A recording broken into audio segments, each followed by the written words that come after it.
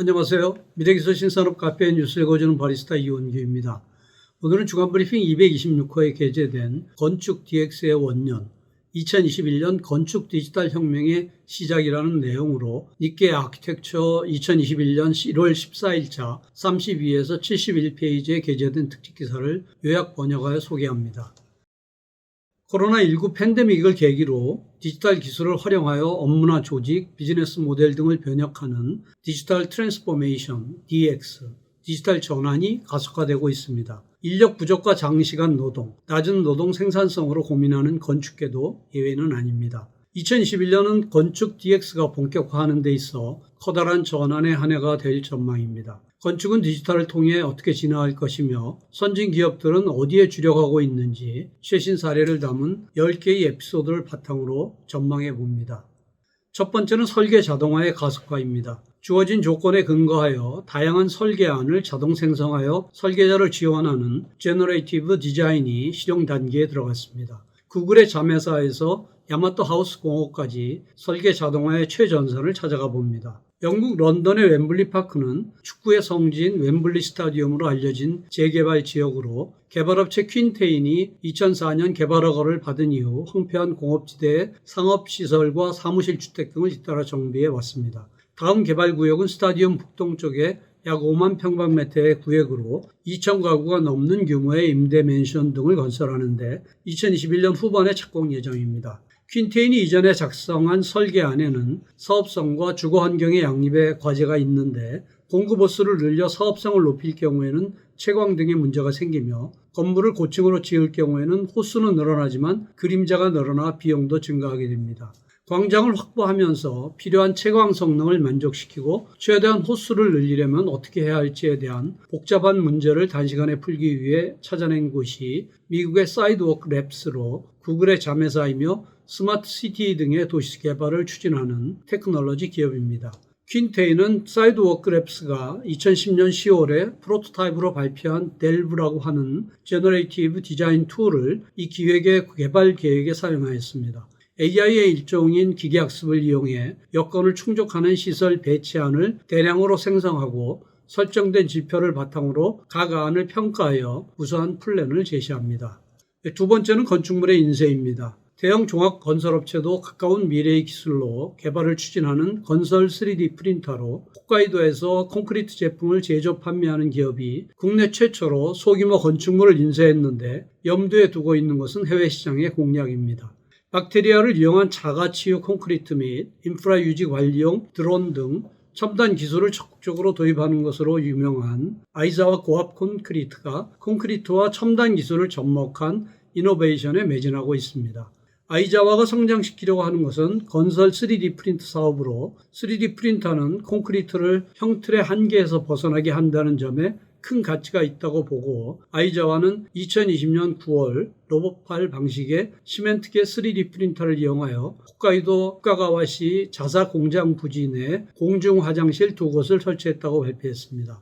화장실은 높이 약 2.7m, 바닥 면적은 각각 약 10평방미터와 약 6평방미터로 시멘트계 건설 3D 프린터로 실제 소규모 건축물을 인쇄한 곳은 국내 최초이며 형틀을 사용하지 않고 복잡한 형상의 구조물을 빠르게 조형할 수가 있습니다.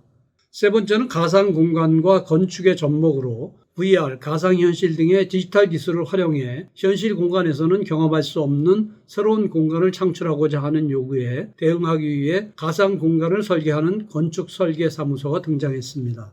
구마켄고 건축도시설계사무소의 구마씨에게 카도가와 드완고 학원으로부터 실물이 아닌 가상 건물을 설계해달라는 이례적인 의뢰가 들어왔는데 학원이 요구한 것은 2021년 4월부터 개시하는 VR 학습 코스의 상징이 될 가상 공간 내 교실인 대음의 탑의 설계입니다. 구마씨가 설계한 내용은 종횡으로 펼쳐지는 나선 모양의 회랑으로부터 폭포가 힘차게 흘러내리는 디자인으로 구마씨의 이미지와 스케치를 바탕으로 사무소 컴퓨터 그래픽 팀이 게임 엔진인 언리얼 엔진을 사용하여 구체적인 디자인으로 구현을 했습니다.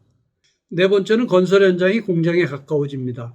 작업의 절반은 로봇으로라는 비전을 내걸고 생산성 향상을 도모하는 가시마는 비전 발표로부터 2년 동안 로봇 개량이 순조롭게 진행되고 있으며 타사 및 타 업종과의 연대를 강화하여 건설 현장이 공장에 가까워지도록 하고 있습니다.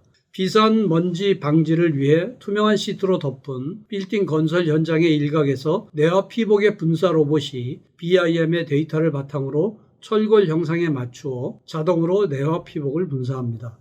이 로봇은 가시마가 자회사 가시마 피트와 이전에 개발한 로봇을 사용의 편의성을 고려하여 개량한 것으로 가로 방향뿐만 아니라 세로 방향으로도 분사가 가능하도록 로봇 팔의 동작을 개량하여 분무 가능 범위를 확대했습니다. 인력 부족 등을 배경으로 가시마 스마트 생산 비전을 내걸고 로봇 시공 및 원격 관리를 추진하고 있는 가시마는 2020년 11월 대량의 로봇이 투입된 요코하마 게이트 타워 현장을 보도진에 공개하였고 2024년의 기한을 목표로 2018년 11월부터 2년간 개발을 추진해온 로봇의 진화된 모습을 선보였습니다. 다섯 번째는 공장에서 건축물을 만듭니다. 건설 로봇을 통해 현장을 공장으로 바꾸는 접근법과는 대조적으로 공장에서 건축물 모듈을 만들어 현장에서 조립하겠다는 발상이 세계적으로 다시금 주목받고 있는데 그 최전선이 싱가포르입니다. 공장에서 내장까지 완성한 철근 콘크리트의 모듈을 대형 크레인을 이용하여 레고 블록처럼 쌓아가는데 가시마가 현지 법인을 통해서 진행되는 우드레이 복합 개발 공사 현장에서는 일본에서 볼 수 없는 광경이 펼쳐지고 있습니다. 우드레이 복합 개발은 싱가포르의 도심으로부터 북동쪽 5km의 토지에 점포 및 667개의 주택 등으로 구성된 대형 시설을 짓는 대형 프로젝트로 2018년에 착공해 2022년을 준공을 목표로 공사가 진행 중인데 최대의 특징은 주택 부문에 이용된 PPVC라는 공법으로 건축의 모듈을 공장에서 생산하고 현장에 옮겨 크레인으로 조립하는 방법입니다. 싱가포르 정부는 건설 현장의 생산성과 안정성을 높이고 품질을 향상시키기 위해 PPVC를 추진하고 있는데 이미 싱가포르 내에서 수십 건의 실적이 있습니다. 정부가 매각하는 토지에서 주택을 개발하는 경우 PPVC를 채택해야 하는 규정이 있어 우드레이 복합 개발에서도 토지의 입찰 시부터 PPVC 공법을 채택하는 조건이 부과되었습니다. PPVC에 사용하는 모듈은 RC 구조가 주류로 일본계 건설회사로는 처음으로 PPVC에 도전하는 가시마가 우드레이 복합개발공사로 채택한 것도 RC의 모듈로 한 개당 크기는 폭 3.4m, 높이 3.1m, 길이 10m 정도로 도로 수송이 가능한 최대한의 크기이며 사용하는 모듈의 개수는 총 2,500여 개에 달한다고 합니다. 여섯 번째는 건설테크의 스타트업으로 건설 산업을 타깃으로 하는 IT 스타트업 기업들이 기세를 올리고 있습니다. 이들 가운데 과연 유니콘이 탄생할 수 있을까요? 2020년 7월에 약 40억엔, 10월에는 약 20억엔의 대형 자금 조달을 발표한 엔드패드는 2012년에 창업하여 급성장하고 있는 건설테크 스타트업 기업으로 2016년부터 주택이나 상업시설 등을 전문으로 하는 건설회사에 시공관리 앱 엔드패드를 제공해 왔습니다. 이 앱은 핸드폰으로 작동하여 클라우드상에서 사진이나 도면 등을 이론적으로 관리하며 알림이나 공정표 작성 등의 기능을 폭넓게 갖추고 있으며 공정을 담당자에게 통지하는 기능 등도 있어 착오로 인한 공사기간 지연도 막을 수 있습니다. 엔드패드가 타사 제품과 다른 점은 시공관리 툴과 커뮤니케이션 툴이 연동되어 있다는 점인데 거래업자뿐만 아니라 협력업체나 전문가들도 아이디를 가지고 있으며 공사 관계자들이 채팅 등을 통해 소통함으로써 전체적으로 생산성이 높아집니다. 엔드패드의 이용자는 현재 거래업체가 2,300개사, 5만 개의 협력업체와 전문가 15만 명이 이용하고 있습니다. 일곱 번째는 공간의 변신입니다. 음성으로 가전이나 조명, 에어컨 등을 제어하거나 에너지 소비를 최적화하는 기존의 IT로 주택에서 한 걸음 더 나아가 공간 자체를 변화시켜 이용자의 생활의 질을 높이고 있는 독특한 기업이 나타나고 있습니다.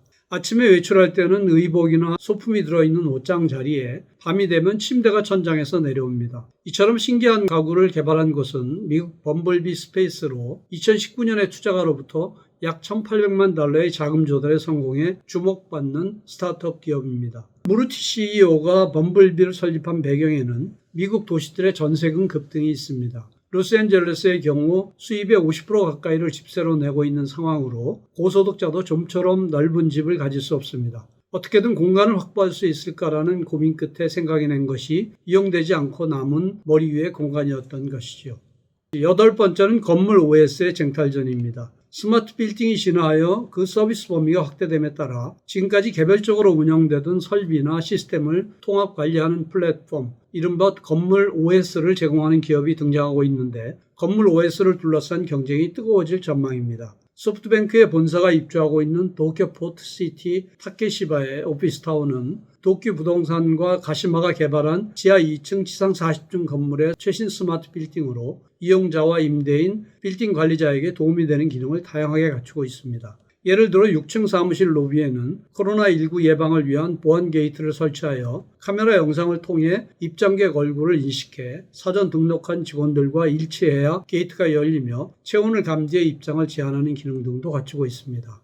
빌딩 내 설치된 총 1,300개의 카메라 및 센서 정보는 빌딩 관리의 효율화에 유용하게 쓰이며 사람의 흐름 데이터를 세밀하게 수집할 수 있어 혼잡 상황에 따라 경비원의 증언이나 배치를 재검토하거나 이벤트 방문자 예측에 활용할 수도 있습니다.